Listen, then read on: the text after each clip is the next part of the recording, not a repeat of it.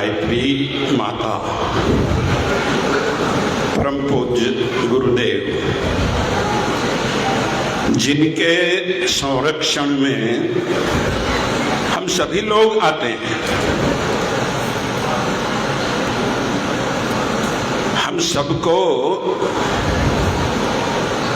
परमात्म चेतना सींच रही है, पर इसके साथ एकाकार कोई बिरला होता है। मित्रों, इस मंच पर विराजमान मेरे श्रीमान जी, आपको ये शब्द सुनकर थोड़ा सा अटपटा लग सकता है, किंतु सन 1971 में युग निर्माण विद्यालय में मैं आपका विद्यार्थी था और तब से हम श्रीमान जी यहीं संबोधन करते हैं। मैं उपस्थित अन्य गणमान्यों का वंदन करता हूं, लेकिन श्रीमान जी के प्रति श्रद्धा विनत होकर कोटि कोटि प्रणाम करता हूं। क्यों?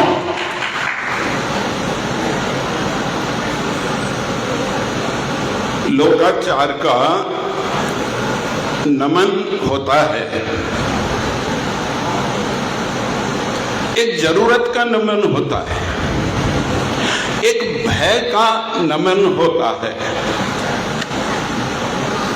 लेकिन श्रद्धा का नमन वो व्यक्तित्व प्राप्त करता है जिसके पास आचरण,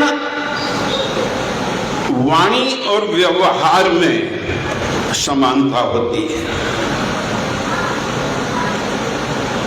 जिसके पास शब्दों से उत्तर नहीं, स्वयं उदाहरण बन करके जो हमारा समाधान करता है, वही मात्र श्रद्धेय शब्द का भागी बन सकता है। इसलिए मैं आप सबसे भी निवेदन करूंगा कि पूर्ण श्रद्धा से एक बार अपने ही स्थान से हाथ जोड़कर श्रद्धेय श्रीमान जी वीरेश्वर उपाध्याय जी को हम सभी नमन, वंदन, प्रणाम करें। मेरे पीछे कालीचरण भाई साहब, जिनका बहुत प्यार पाने का सौभाग्य मुझे मिला है, उनके प्रति भी मैं अपने कृतज्ञता के भाव व्यक्त करता हूं और श्रद्धा के साथ उन्हें भी प्रणाम करता हूं। मित्रों, आज जिस धरती पर मैं खड़ा हूं, ये वीरता की धरती है, ये शौर्य की धरती है, ये निर्भयता की धरती है। यहां अनेक प्रतिभाएं राष्ट्र को समर्पित हो चुकी हैं, जिनके पास अलग अलग विधाएं थी। कोई साहित्य का, कोई कवि, कोई शौर्य का प्रतीक बना, कोई कला का प्रतीक, कोई खेल जगत का प्रतीक। मित्रों, एक ही जगह यदि सारी खूबियां आपको देखनी हो तो आज जिनका अभिनंदन हो रहा है उस व्यक्तित्व में आप देख सकते हैं। इसमें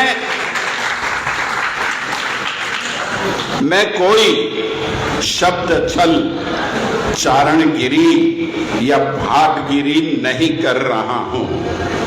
मैंने देखा, जाना, अनुभव किया और बहुत कुछ सीखा।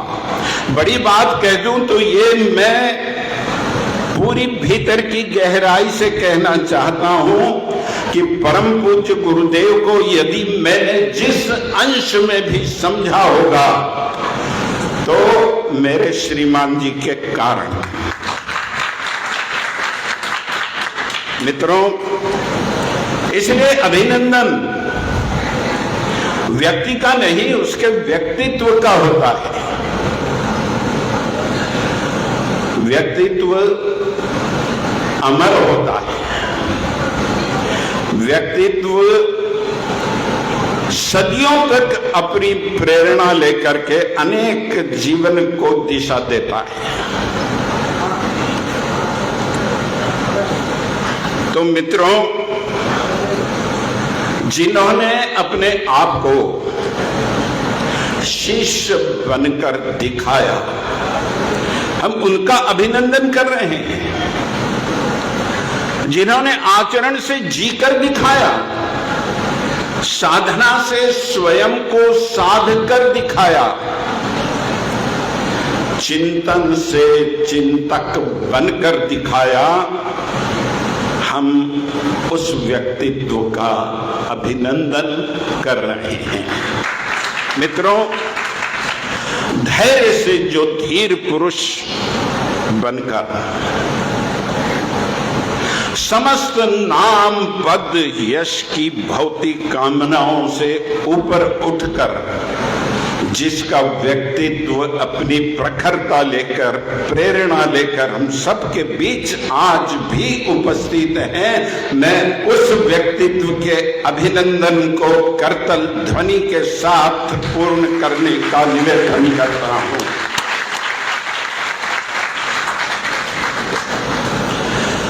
साधक की वाणी और वक्ता की वाणी में थोड़ा सा अंतर समझना पड़ेगा।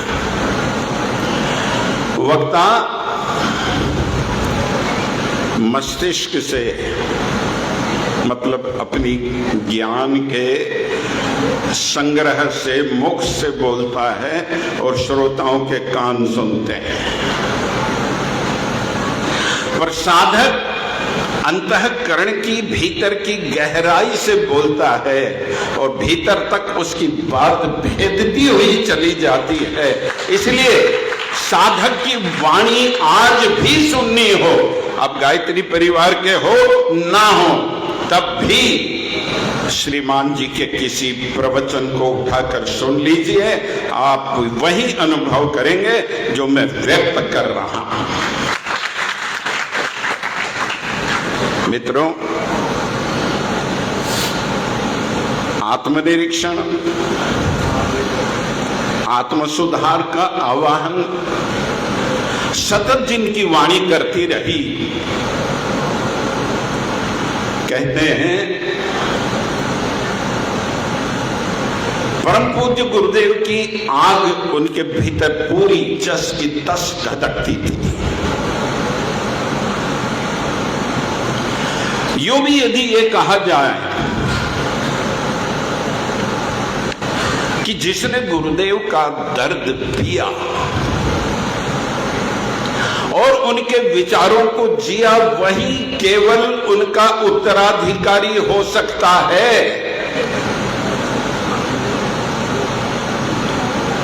कोई माल मत्ता का उत्तराधिकारी हो जाए, धन संपत्ति का उत्तराधिकारी हो जाए, पर गुरुदेव का उत्तराधिकारी होने के लिए दर्द पीना पड़ेगा और उनके विचारों को जीना ही पड़ेगा।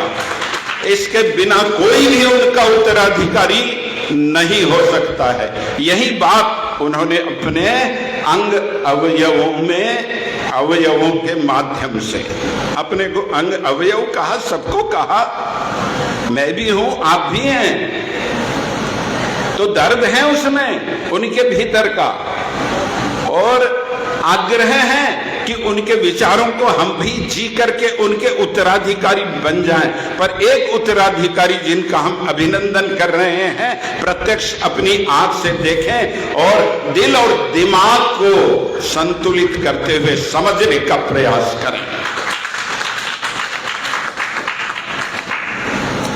मित्रों, मैंने उनके भीतर का धीर पुरुष सन 1990 में देखा। थोड़ा समय जब शांति कुंज में संकल्प श्रद्धांजलि समारोह के समय हरिद्वार में देश भर के पत्रकारों की एक परिषद भी थी और लगभग 300 से 350 पत्रकार शांति कुंज में विजिट करने आए थे। पत्रकार तो पत्रकार होते हैं, मैं भी झूठा पत्रकार बनकर उनमें घुस गया, क्यों मैं देखना चाहता था कि यहां सवाल जवाब कैसे होते हैं। और मैंने देखा कि बाबरी मस्जिद पर सवाल किए गए, शांति कुंज की क्या भूमिका है, इसका हल क्या हो सकता है,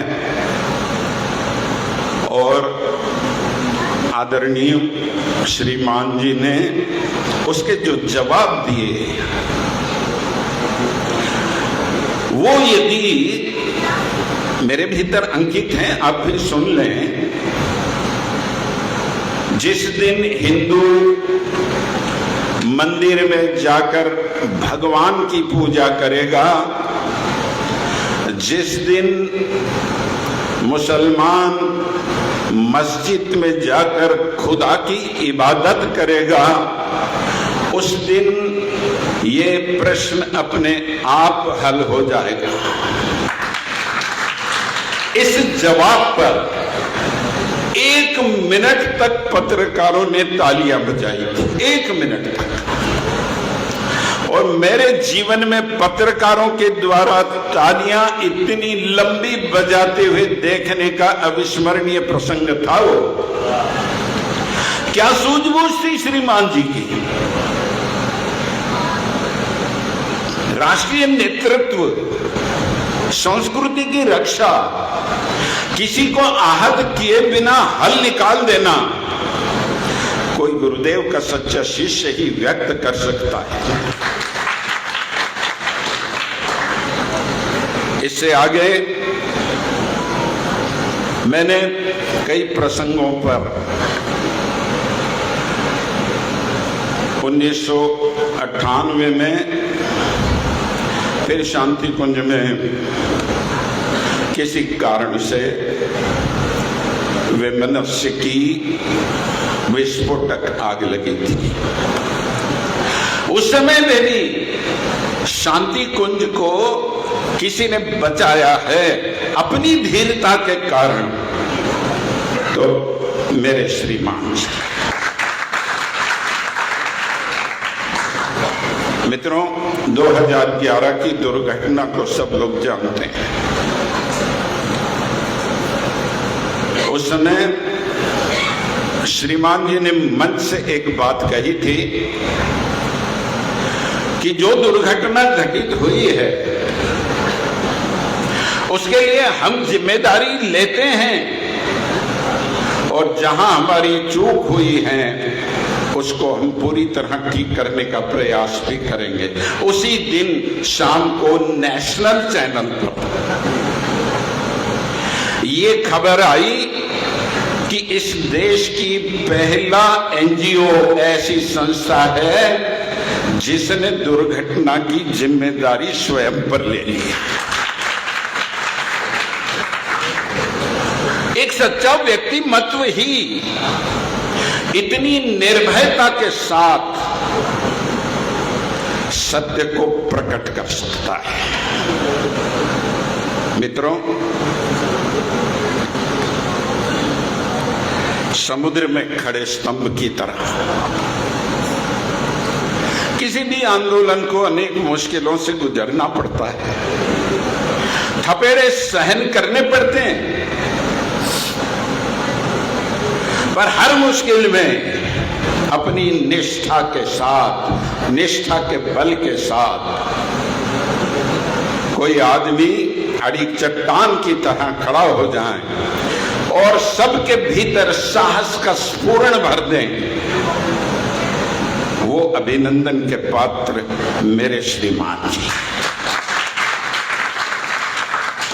मित्रों, यूं तो औपचारिक सम्मान समारोह बहुत सारे होते हैं,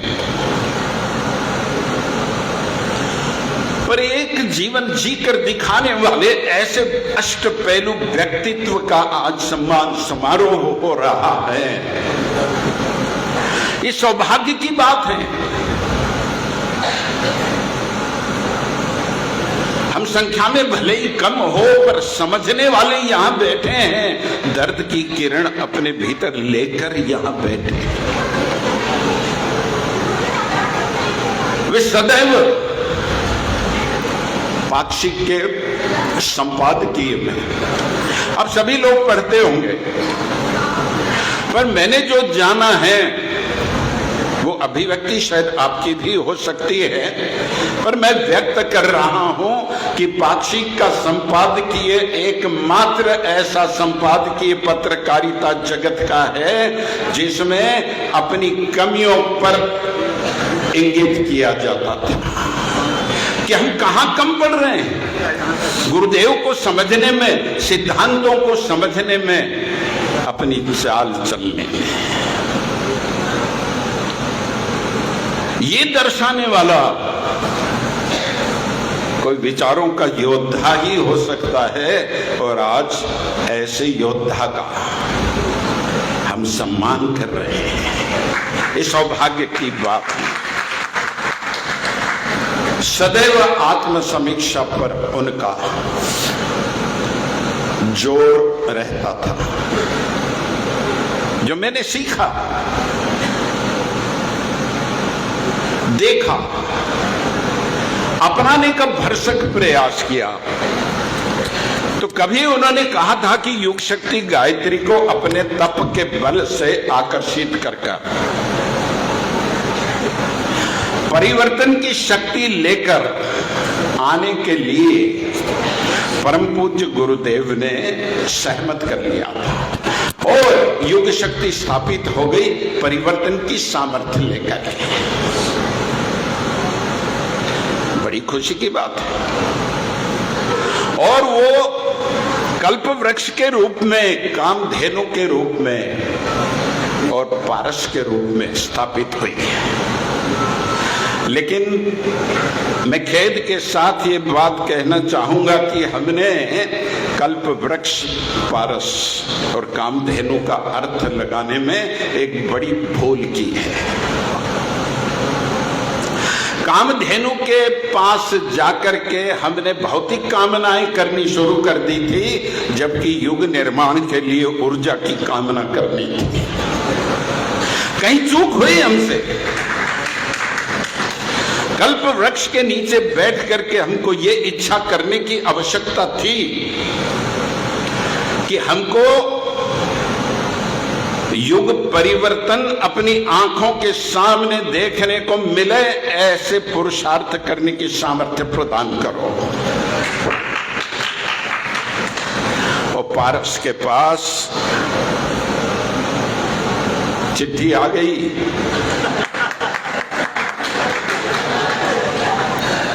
कि समय का ध्यान रखें, पर मैं 1000 किलोमीटर चलकर आया हूं। अपनी भावनाओं को लेकर आया हूं। कृपा कर मुझे और थोड़ा सा समय दे दें, ना रोकें, मैं समेटता हूं अपने आप को। पारस के पास जाकर के यदि हमने अपने दुर्बलताओं को, कमजोरियों को, कमियों को छोहा देता, तो एक एक मेरा भाई, मेरी बहन इतने सशक्त होते हैं, ये भी मुझे पसंद नहीं कर रहा है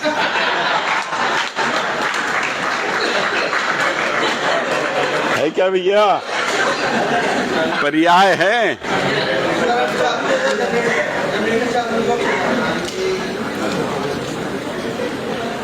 तो सारे ही सोना बन जाते।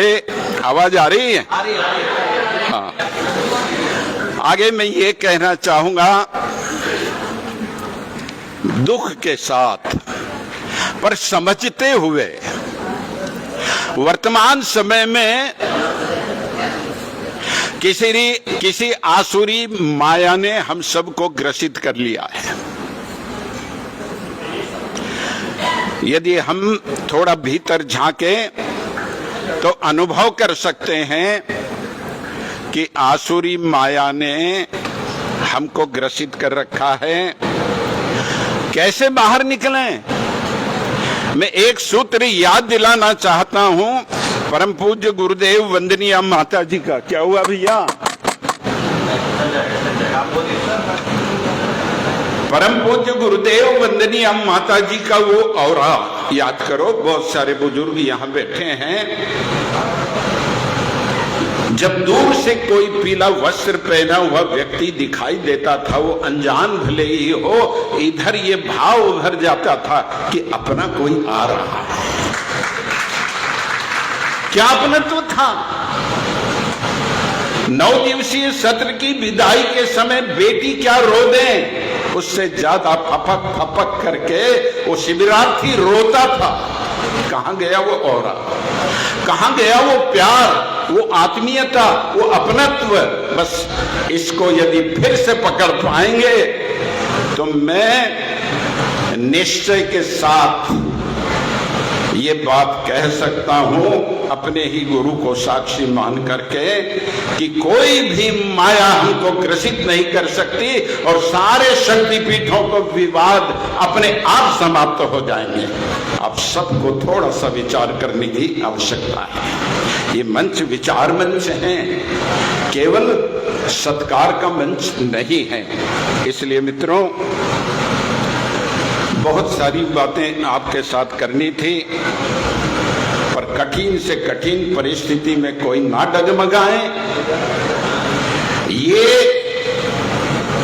धीरता और वीरता मेरे श्रीमान जी से सब लोग सीखें।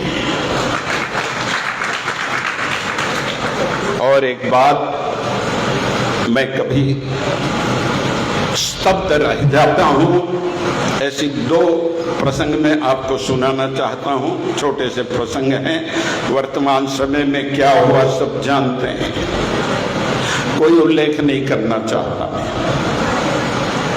लेकिन मैं भी पीड़ा से भरा। और मेरे श्रीमान जी और कालीचरण जी भाई साहब और भी मैंने कुछ लोगों से बात की थी।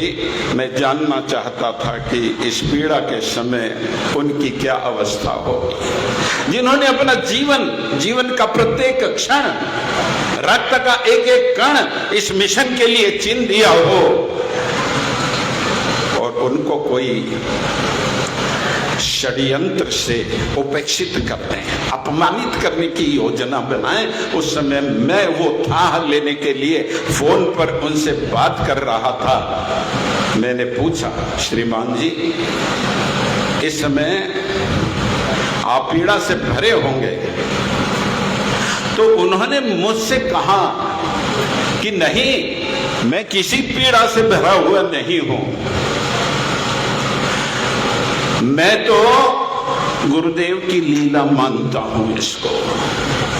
और आगे ये कहा कि जो समय मैं अपनों के बीच बिताता था, लगाता था, वो समय अब मेरे पास बचता है और मैं अपनी आत्मा में, आत्मा की साक्षी में, आत्मा में रमते हुए उसको बिताता हूं। मुझे किसी से कोई शिकायत नहीं। अभी उनके सुपुत्र ने कहा था कि पिता ने आंख तरेर कर कहा कि तुम कहीं द्वेष से भर गए हो क्या? ये कौन बोल सकता है? किस पर उंगली उठाते हो? थोड़ा सा विचार करना, और गुरुपुत्र हो तो विवेक से भरे रहना, सत्य को स्वीकार करने की सामर्थ्य पैदा करना। मित्रों, दूसरी घटना, क्या करूं? दूसरी घटना हिंगोली में जब श्रीमान जी पधारे थे, ये मेरा सौभाग्य है, और मिश्रा जी भाई साहब भी पधारे थे। मिश्रा जी भाई साहब बड़े भावुक प्रकृति के व्यक्ति हैं, और भावुकता में जो हैं थोड़ी शब्दों की मर्यादाएं कई बार वो भूल जाते हैं। और ऐसे ही प्रसंग पर श्रीमान जी ने डांट कर कहा कि तुम्हारे भीतर कितनी नकारात्मकता भरी हुई है, इससे तुम्हारा ही नुकसान होगा। मैं दोनों समय स्तब्ध था। मैं ऐसे व्यक्तित्व की बात कर रहा हूं, कोई चारणगिरी नहीं, कोई शब्दों का छल नहीं, शब्दों की कसरत नहीं। मित्रों, ऐसा व्यक्तित्व कभी कभी इस संसार में आता है।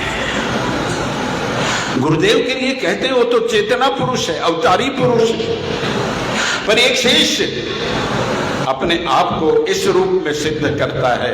ये सौभाग्य की बात है, और इस सौभाग्य को संवारने के लिए, मेरे गुरु का काम संवारने के लिए आप सबको आह्वान करता हूं, प्रार्थना करता हूं, निवेदन करता हूं कि अपने विवेक को सदैव जागृत रहते हुए सत्य के पक्षधर बनिए। ये मिशन दुनिया का नेतृत्व करने की क्षमता रखता है, क्योंकि यहाँ वो सशक्त विचार हैं, विचार हैं और विचार हैं। इसलिए मित्रों, गुरुदेव के ही शब्दों में आप 3 जय घोष लगाना है। आप सबको बोलना है, आपकी जय हो। भगवान सत्य, कहां आवाज आ रही है आपकी? इस परिसर में तो चली जाएं। भगवान सत्य,